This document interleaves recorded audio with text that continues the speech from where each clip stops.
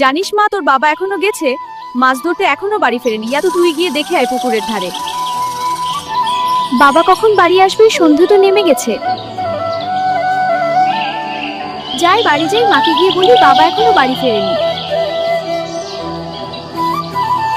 যাই ওই গাছটার গোড়ায় গিয়ে বসি। আর কতক্ষণ পুকুর পাড়ে বসে থাকবি? তোর বাবা ঠিক বাড়ি ফিরবে, চল বাড়ি চল। আচ্ছা মা, চলো। এর আজ দিনেশ মরে গেছে। সত্যি সত্যি। এখানে একা বাঁকা করে নৌকা চলেছিস, দেখ পানি কেমন ঢেউ তুলছে। এটা কোনো মজা না, সত্যি। ওরে রমেশ, কি করছিস তুই? আমি তো জলে পড়ে যাব। রমেশ, আমার ধুতি খুলে জলে চলে গেছে, আর তুই?